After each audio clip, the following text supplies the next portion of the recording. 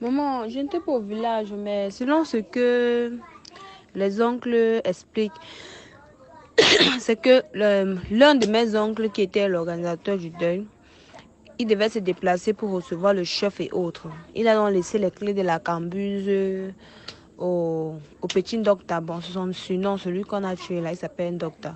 Son surnom de la maison. De rester vérifier et ne pas donner la bière. En fait, donner sans interdit, non, pour toute personne qui doit passer son temps jusqu'à l'heure qui doit revenir. Bon, en temps maintenant, l'autre monsieur fondable américain, là, il est venu, il voulait la bière. Le petit a dit que non, je ne vais pas donner la bière parce que le père m'a donné le signal de ne pas donner la bière à qui que ce soit. Il a dit, ok, donne-moi les clés. Comme il faisait partie du deuil, il était un peu comme l'enfant de la maison, quoi.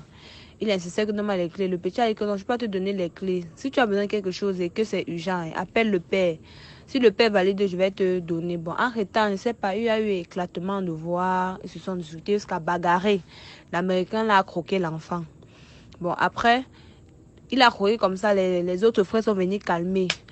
L'enfant est donc parti faire le pansement. Quelques heures après, quand il rentrait du pansement avec son grand frère, un peu plus éloigné du deuil, l'Américain là revenait au lieu du deuil avec ses amis. L'ont aperçu en route. Ils sont sortis de la voiture avec les lattes et autres. Et ses frères et certains de ses amis ont commencé à battre sur lui. Lui étant avec son grand frère, il ne pouvait pas se défendre. Le grand frère ne pouvait pas se défendre sur plusieurs personnes. Il a pu s'échapper le temps de venir crier au secours, puisqu'on on tapait plus le petit qui a refusé la clé. Son frère, alors, le temps de monter au lieu du deuil pour dire qu'au secours, au secours, en revenant, on avait abattu.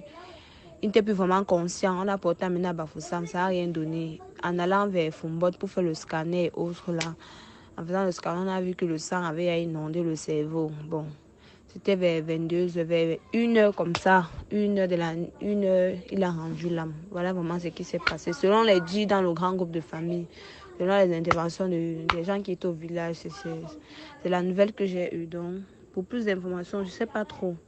Mais on est en train de le rechercher. Apparemment qu'il a fait ça. On est allé dans leur concession le soir là. Il n'est même pas sorti pour venir voir. Il a seulement remis l'argent à quelqu'un.